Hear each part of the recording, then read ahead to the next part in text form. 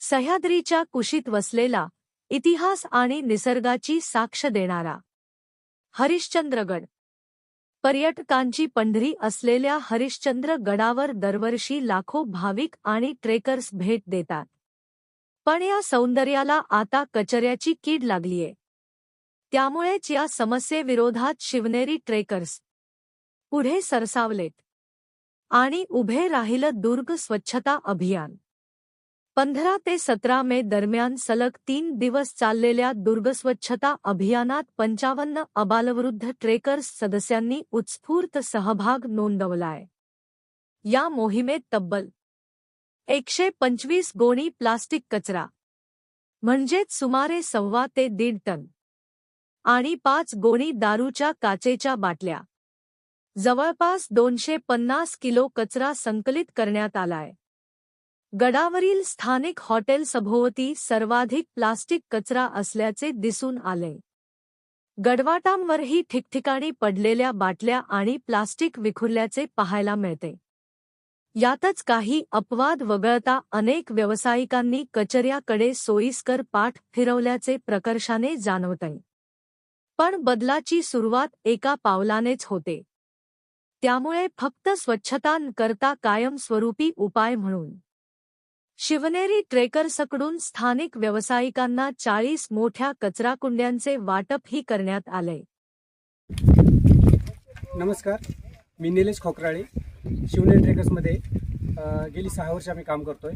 आमचे शिवनेरी ट्रेकर्समध्ये विविध उपक्रम आहेत.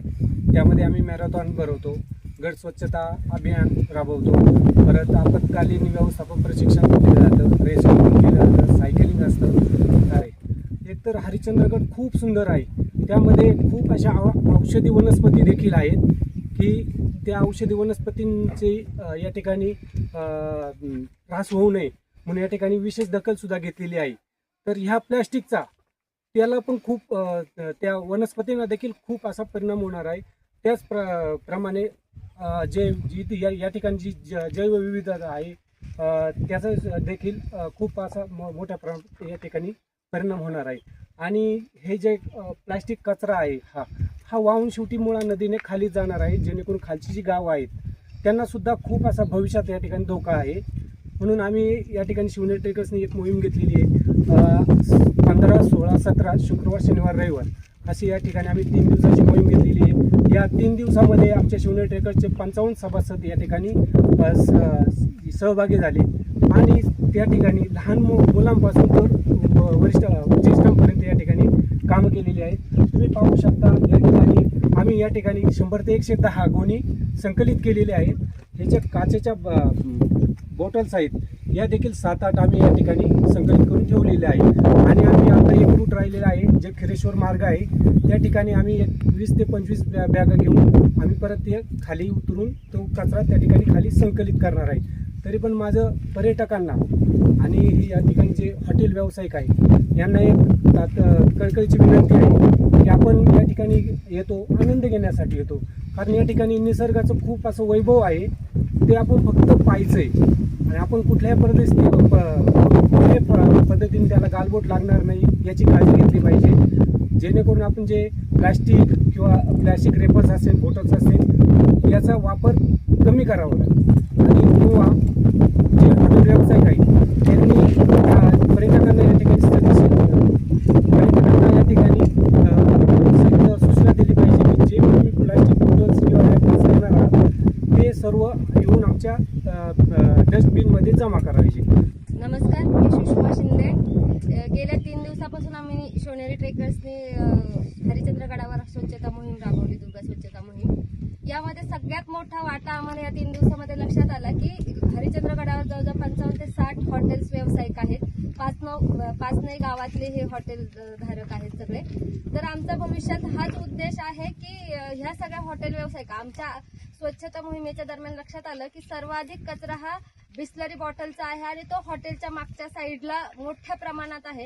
इथे मोठ्या प्रमाणात बिस्लरीचं वाटप होतंय आणि जर आपल्याला सर्वांना वाटत असेल खरोखर हरिश्चंद्रगड प्लॅस्टिक मुक्त व्हावा तर आपल्याला ह्या दुकानदारांना बरोबर घेऊन ग्रामपंचायतीने एकत्र येऊन यापुढे भविष्यात सरकार जो निर्णय घेईल किंवा शिवनेरी ट्रेकरच्या माध्यमातून इतर संस्थांच्या माध्यमातून आपण जे मोहीम घेऊ किंवा प्लॅस्टिक बंदी करू याला सहकार्य करावा आणि भविष्यात जोपर्यंत बिस्लरी वाटप बंद होणार नाही हरिश्चंद्रगडावर येणारं आणि वाटप या दोन्ही गोष्टी आपल्याला कराव्या लागतील।